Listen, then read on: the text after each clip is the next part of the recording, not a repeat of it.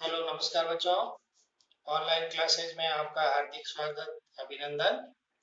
Previous class में आपने पढ़ा था छोटी आंत में पाचन क्रिया, यानी पाचन की जो क्रिया है वो 5 चरणों में पूर्ण होती है। सबसे पहले अंतर्ग्रहण की क्रिया होती है, जिसमें भोजन को अंदर ग्रहण किया जाता है। ग्रहण करने के बाद इसमें दांतों के द्वारा भोजन को चबाया जाता है, यानी चबाने की क्रिया होती है।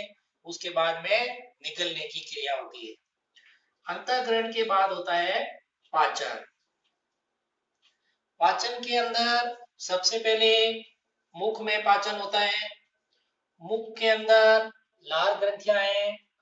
लार ग्रंथियों के द्वारा लार का स्त्रावण होता है और लार में जो टॉयलिन एंजाइम होता है वो प्रोटीन का पाचन करता है, यानी मुख में प्रोटीन का पाचन होता है। उसके बाद में आमाशय है।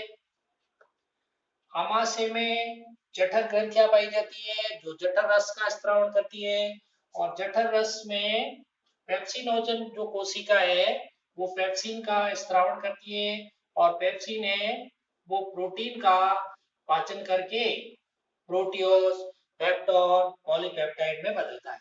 यानी आमाशय में प्रोटीन का पाचन होता है और कुछ मात्रा में आमाशय में लाइपेज एंजाइम के द्वारा वसा का पाचन होता है।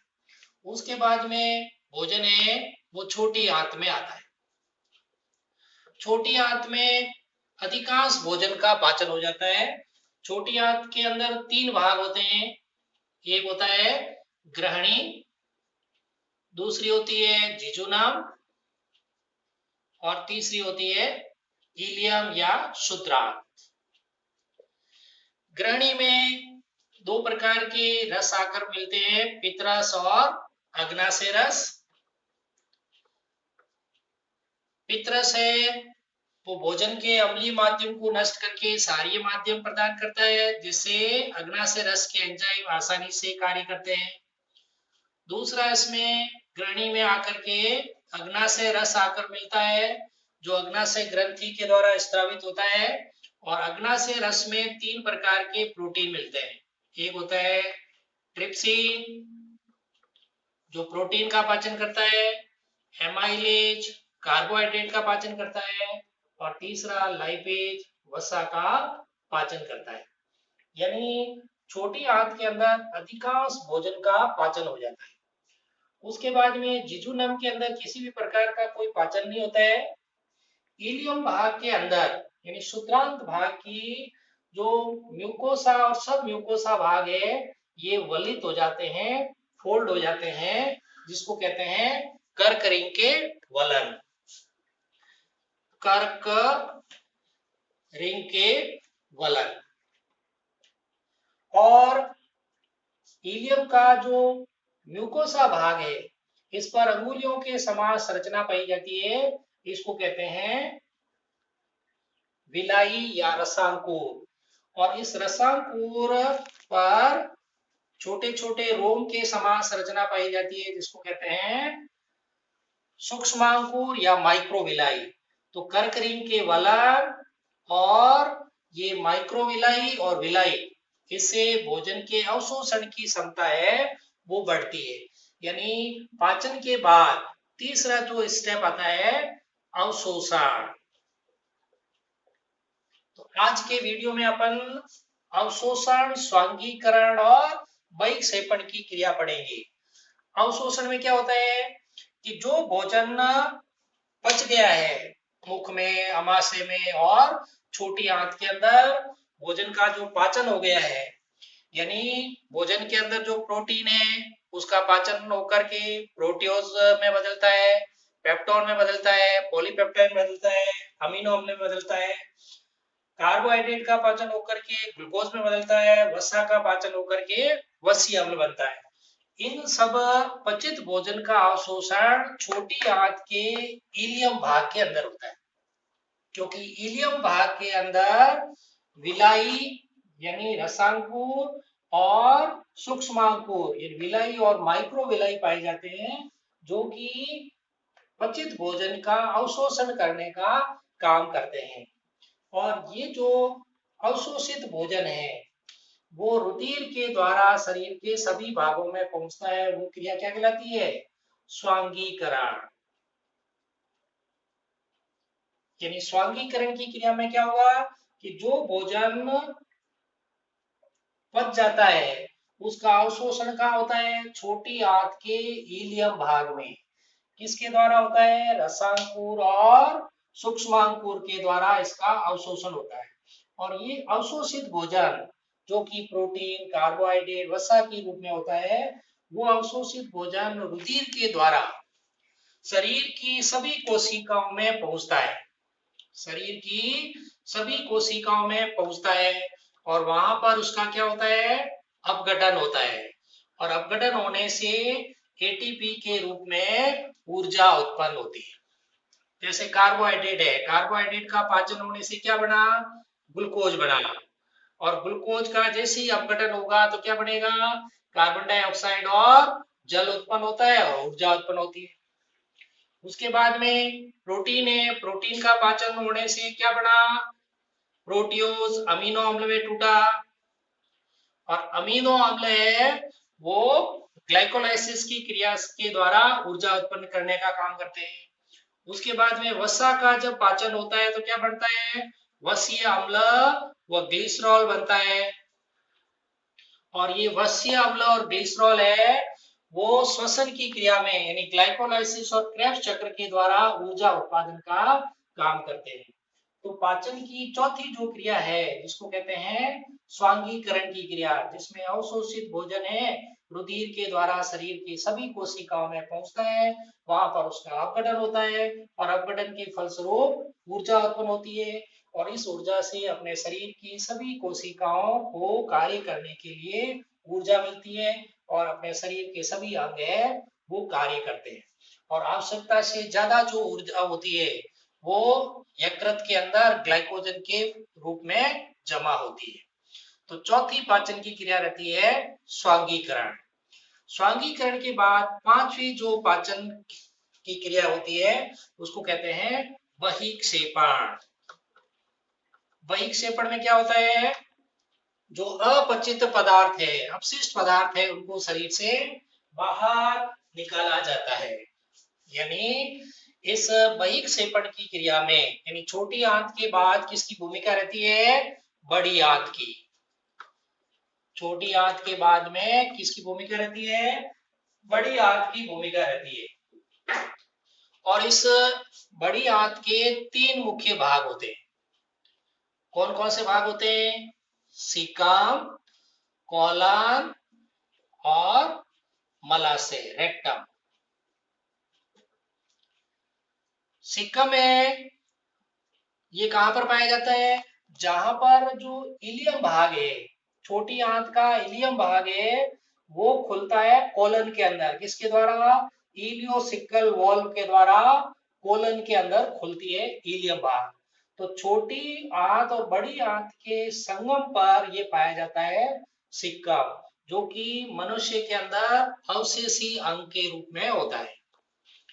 और इस सिक्कम पर अंगुली नुमा संरचना के रूप में पाई जाती है अपेंडिक्स, जिसको परिशेषिका कहते हैं। परिशेषिका या वर्मी फॉर अपेंडिक्स कहते हैं। ये भी अपने अंदर अवशेषी अंग के रूप में पाई जाती है। अब जो इस कोलन भाग है, कोलन भाग के अंदर पाचन क्रिया से संबंधित क्या होता है? एक तो जल का अवशोषण होता है। कोलन भाग में क्या होता है? जल का अवशोषण होता है, प्लस इसके अंदर जो लाभदायक खनिज लवण है इसका अवशोषण होता है। कोलन भाग है ये तीन रिबन के समान फीतों से बनी हुई लंबी संरचना होती है। इस प्रकार से ये जो कोलन है वो रिबन के समान संरचनाओं से बनी हुई संरचना होती है, जिसको कहते हैं टीनी विलाई। Tiny villi. और इस टीनी विलाई के कारण जो कोलन की गुहा है वो कोष्ठों में विभाजित हो जाती है और इस कोष्ठों को क्या कहते हैं? ऑस्ट्रा कहते हैं। और होस्ट्रा के कारण इस कोलन की अवशोषण करने की क्षमता बढ़ जाती है। ये जो कोलन है इसकी 3 भुजा होती है। एक भुजा होती है, इसको कहते हैं आरोही भुजा, असेंडिंग भुजा, और एक होती है अनुप्रस्थ भुजा, सेंटर वाली, और इधर वाली भुजा कहलाती है अवरोही भुजा, डिसेंडिंग आर्म। तो इस बड़ी आंत के कोलन भाग में जल का अवशोषण होता है और खनिज लवणों का अवशोषण होता है। उसके बाद में जो शेष अपचित पदार्थ है, अपशिष्ट पदार्थ है, श्लेष्मा है, और जो आंत की एपिथेलियम कोशिकाएं जो कि मृत हो जाती है वो है, प्लस जो मृत जीवाणु है, ये मिलकर के किसका निर्माण करते हैं? मल का निर्माण करते हैं। और वो जो मल होता है वो आकर के किसमें इकट्ठा होता है? मलाशय में इकट्ठा होता है। ये जो मल होता है ये कहां पर इकट्ठा होता है? मलाशय के अंदर इकट्ठा होता है।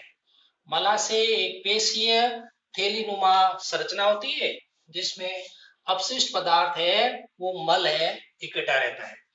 इस मल या जो विष्टा है इसका रंग है वो भूरा होता है। और भूरा रंग किसके कारण होता है? एक तो होता है स्टर्कोबिलीन और यूरोबिलीन, ये दो पदार्थ है जिसके कारण विष्टा या मल का रंग कैसा होता है? भूरा होता है। और ये दोनों ही पदार्थ किसके कारण बनते हैं? जो पित्त वर्णक है, कौन से? बिलीरुबिन, बिलीवर्डिन, इनका जब अपघटन होता है तो ये दोनों पदार्थ बनते हैं। जो पित्त वर्णक है, पित्त के अंदर जो वर्णक पाए जाते हैं बिलीरुबिन और बिलीवर्डिन, इनका जब अपघटन होता है तो ये पदार्थ बनते हैं स्टर्कोबिलीन और यूरोबिलीन।